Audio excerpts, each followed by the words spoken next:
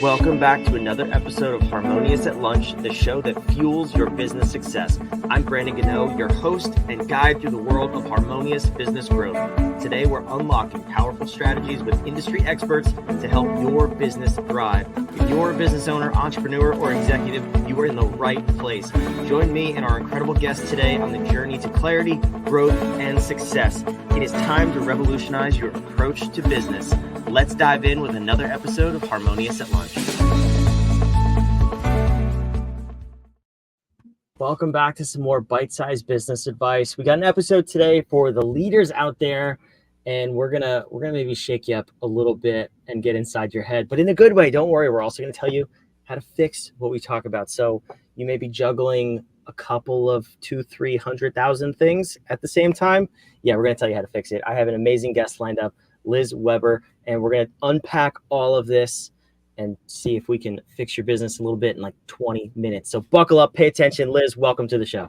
Thanks, Brandon. I'm so happy to be here talking with you today. I'm excited. So we're talking leadership. Leadership is a big topic, but we're going to talk about, how do we become more effective leaders? How do we stop focusing on a million things because then nothing gets done and actually move our companies forward? So I'd love to hear a little bit about your history and what got you to this point first before we dive in. So educate me on that.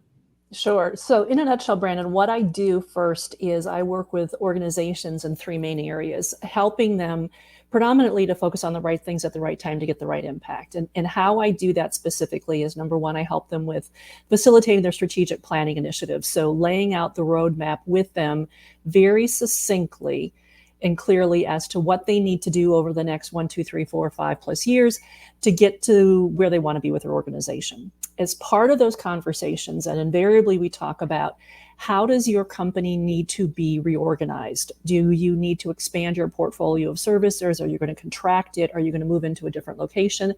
So we also get into reorganization, but specifically, I work with my clients on understanding what types of people and talent are you going to need in your leadership pipeline or your talent pipeline to help you do what your company needs to do as you implement your strategic plan. So we get into succession and workforce planning conversations. And then the third thing that I spend a lot of time doing is working as an executive coach and business advisor with my clients who are business leaders, business owners, a C-suite or boards of directors, to help them identify what they need to focus on next to, again, have the right impact. And my area is really helping them as leaders figure out how do they leverage the talent they're responsible for. So as leaders, they're getting most out of the people that work for them, whether it's the next level down leader all the way down to the front line. So that's what I do. And how I got here was when I first started my company, I started, as a lot of consultants do quite often, is a training company and focus on, basically training any topic on anything relative to management and supervision. So I started training on stress and time management and across the board to project management and process reengineering. And through that process, clients started asking me then if I would help them with their strategic planning.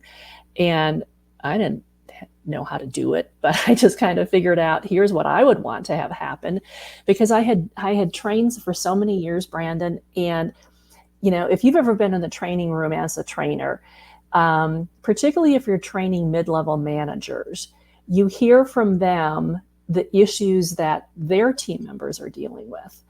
And you also hear from them the pressure they're getting from above. So you've got this insight into the poor manager stuck in the middle. And then I was also training the more senior level people. So I was hearing from them the pressure they're getting from the board and also the issues they're getting from their mid-level managers.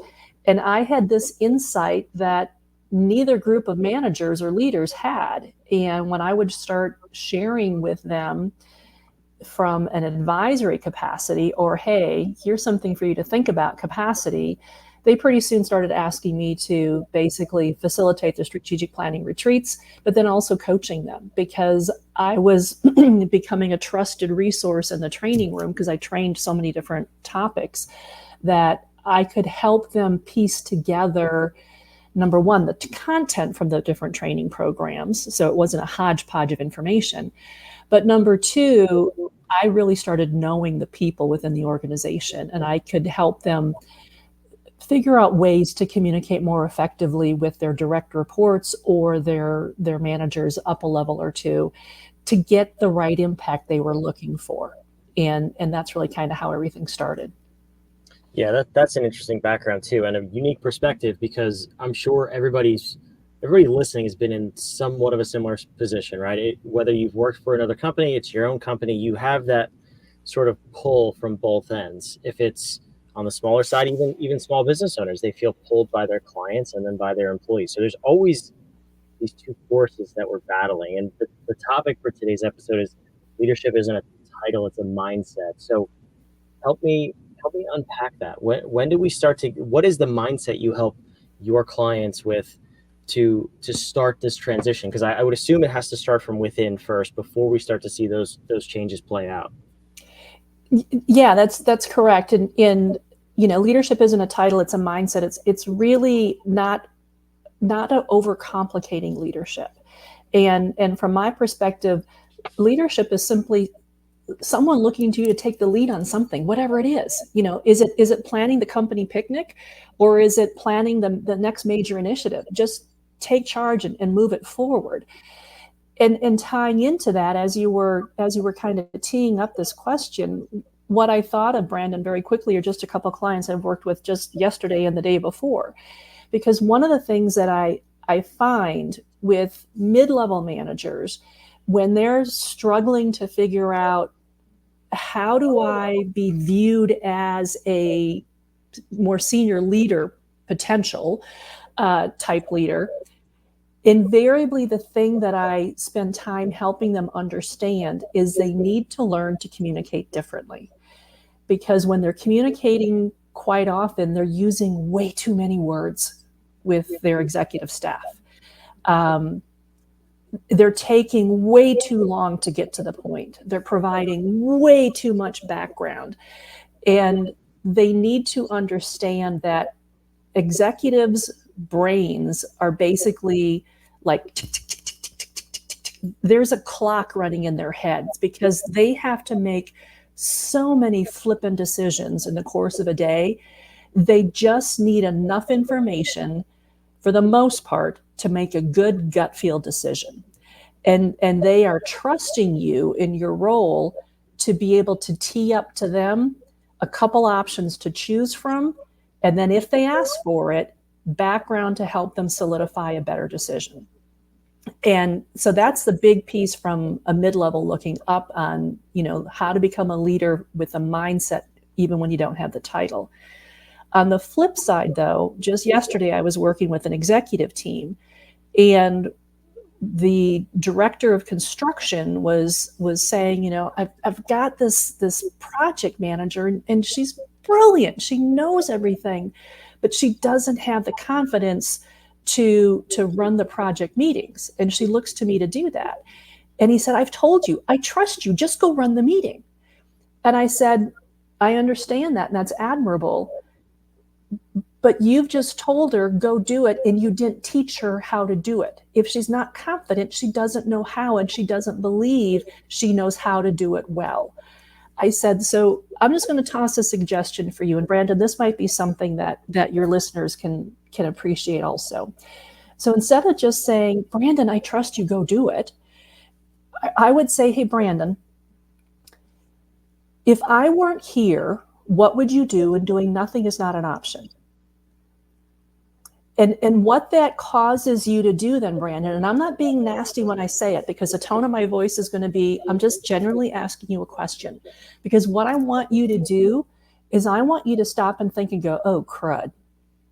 If she's not here to actually take this meeting and I have to, what am I going to do? And what you're probably going to do is you're probably going to sit and you're going to run through your notes like crazy and get really well prepared. Then you're probably going to think about all the people who are going to be in that meeting or on that call, and knowing them as you do, because you're the project manager, which one is going to be a dork, which one is going to ask you 9,300 questions, which one is not going to say anything, which one is going to probably say a zinger, which one is going to be confused. and anticipate all the potential issues and then prepare going in to mitigate those issues through your presentation. And so by taking that, what was that, maybe a minute and a half, 2 minutes, I just explained that to you, in that 2-minute time frame, you've now given that person an opportunity in a coaching session that they didn't even realize was a coaching session. And you've also basically told them, I have confidence in you. And by how you just walk me through what you would do to prepare for that, and if they didn't know those things, and then if you coach them on what to do to prepare, you've now helped them gain the skills to do this going forward. And they will know that you expect them to do it going forward, and you'll help them, but you've just helped them gain the skills to gain the confidence to do it going forward. So, back to the point of that is, leadership is a mindset. It's not a position, but it's also helping people understand in the position they're in, how can they be a better leader? And how can they act like a leader in the position they're in, even if they don't think they are, even if they're dealing with imposter syndrome? Yeah, that's a fantastic approach. And you see the best companies in the world, the best cultures in the world have this stuff at work. They coach their people from top to bottom. It's not just the leadership team, the executive C-suite who get the coaching and consulting. It's an organizational structure. It's the culture of the organization. I'm curious though, because in today's marketplace and with everything going on and cultures and all that stuff, I mean, leaders have a lot to deal with. And how do we start to have this conversation and make this part of our culture? The first thing I'm thinking of is all over social media, you see the people immediately who are saying, if you ask me to do one more thing, I better get one more dollar. Like that mentality, right? Whereas this comes from a place of, I want to make you better as not only an employee of this company, but as a human being. Like these are life skills that you should have to solve a problem. So how do we navigate that? That's such a great question. Actually, that came up in the conversation yesterday with the group that I was working with. And here's the reality of the situation. Okay, let's look at the example I shared with you. This team member is a senior project manager, technically brilliant, can do everything. But Brandon, in reality, the additional responsibility of anyone who is a senior project manager on a construction project is going to be communicating and running meetings on the project. That is part of the job. So do you get paid more money for it? No, because I'll be very blunt. You're already being paid for it and you're not doing it.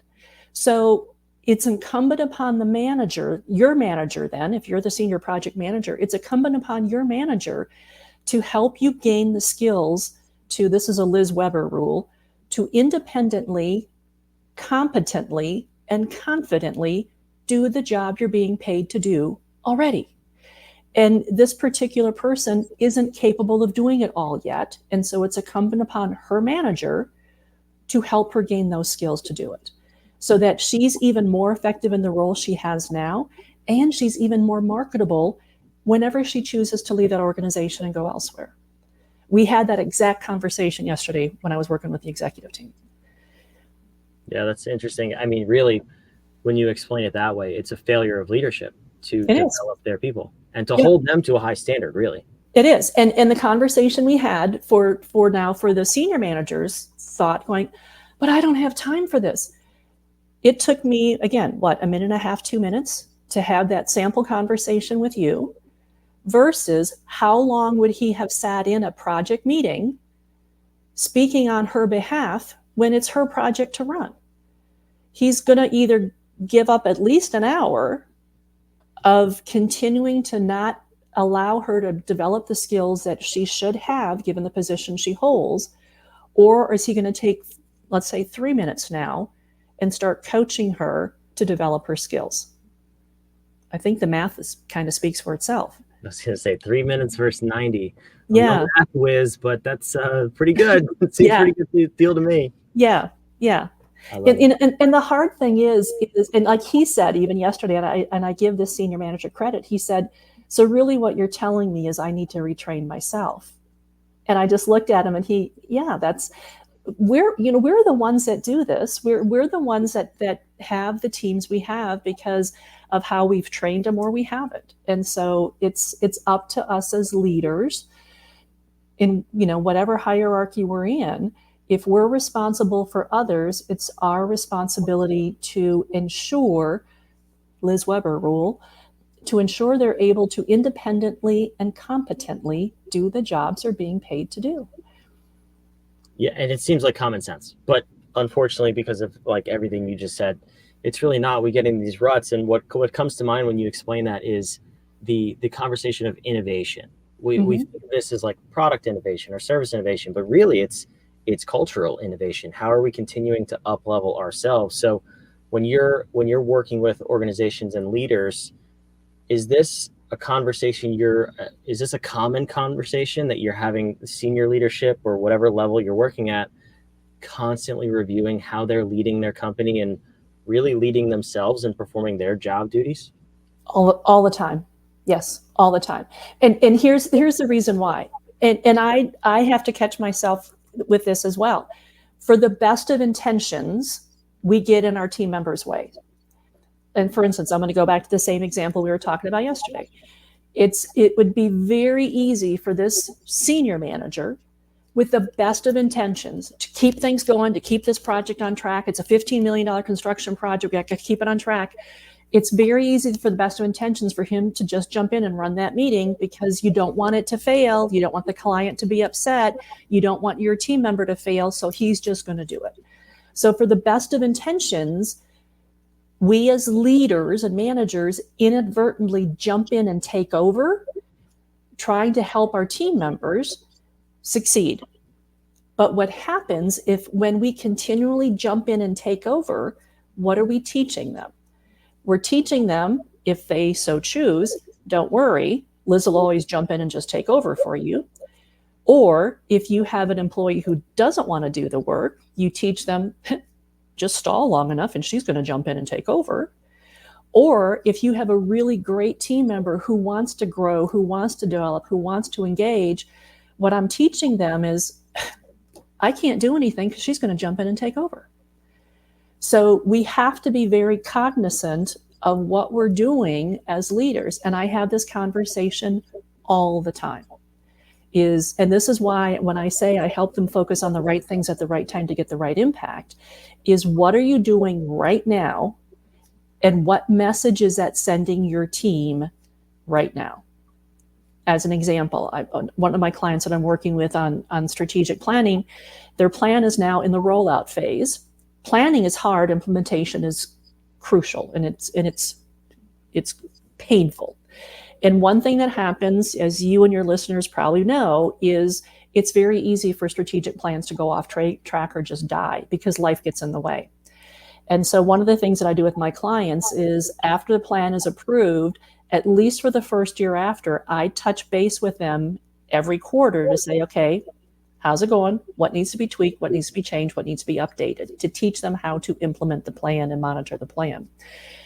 A month ago, a client reached out and said, look, the director is thinking maybe we're going to cancel this third quarter update because we're just so busy right now and everybody's kind of burnt out. Morale is really low, which I can understand because they've got some monstrous initiatives they're dealing with. And I said, I'm willing to talk to him directly, but this is this person's role. I said, I would encourage him to understand that if you cancel this one, what you're showing your team is that when things get tough, you're going to cancel this. And what you've been criticized in the past is you've never implemented the plans and you never followed through. So by canceling, you're now giving them the opportunity to go, see, told you. They're doing the same thing again. Instead of canceling, why don't we just alter the format of the update and the review? We'll do a very quick update, but then we're going to spend the rest of the time actually tapping the brakes and say, let's give you time in this dedicated work session together. We're going to work on XYZ, part of one of their initiatives. And we're going to give you hands-on time to debate this and work with others so we can continue to move this thing forward. Not canceling, we're adjusting. And so it's that kind of messaging and communication of thinking as a leader, what impact on your team is a decision you're going to make? What's it going to have on them? How's it going to impact them? Because what I'm focusing on with my clients is keeping their team members moving forward and being engaged, wanting to be a part of the culture, understanding that their job matters and how important it is that they fit in, and how they behave and how they're welcomed in the environment that they're in, how it fits in. So getting all those things front of mind so that we don't have an unintended consequence with an action. That's powerful. What I'm really hearing you say is, if we're to think about this in our own the context of our own organizations, is the seeds you sow now, you will reap forever, for as long as you continue to sow them. Meaning, though, that the actions you do now, the excuses you let slide, you will see the fruits of that in the future, good or bad. But also, if you're not happy with where your organization's at now, look in the past and see what you've tolerated. What are those things you've put into place that are now bearing fruit, so to speak? And that's how you can begin to change the organization. So leadership is hard. That's no secret. That's why people like Liz are here to unpack it. And Liz, I mean, I feel like I could talk to you about this for 8 days, and there's so many different directions we could take. But we don't have that kind of time. So maybe we'll have you back. I would love the opportunity to interview you again. But you do have, for the listeners, a leadership assessment, which I've put on the screen, and it'll also be in the show notes down below, wherever you're watching or listening. But tell me about this assessment real quick before I let you go. Sure. It's based on my leadership model, the 5 stages of focused leadership development. It's a free quiz. You take the quiz, it's just 10 short answers, and it will tell you which of my 5 stages of leadership you are currently operating in, and what you might need to do to move to the next stage to better support your team. That's fantastic. Liz, thank you so much for being here. I am so glad to be here, Brandon. It was fun just talking with you. Thank you. I do have one last question, though, before I let you go. And this is how I love to end this episode. You are watching me. You can see behind me. For those of you watching the episodes, you can see behind me too. But there is a giant upside down question mark on the wall. And it's lit up because I like to be a little bit obnoxious. But it's not the only reason. It's because we believe that powerful questions get you powerful answers in the growing of your business. We always want you moving your business forward when you're listening to this show. So, Liz, the question for you is for a question in return. I know you gave us 10 questions on your leadership quiz, so thank you. I'm asking for an 11th question now. From this episode, from everything we talked about, what is a question that the listener can walk away with, asking themselves to get a better answer of how they can take their leadership to the next level and help move their business forward? So the question would be, if you are frustrated with your team because of the way they are performing or not, how have you addressed it specifically with them so they know you want a different outcome? Liz, I don't want to think about myself. That is a fantastic question. Liz, thank you again for being here. I love that question. And for you listening, watching, wherever you are, first things first, ponder that question. Think about it. Go take the quiz that Liz has for us, and subscribe. We want to have you back on another episode of Harmonious at Lunch. If this is your first, welcome into the madness. If this is your 157th, I can't believe how many episodes we've done so far, welcome back.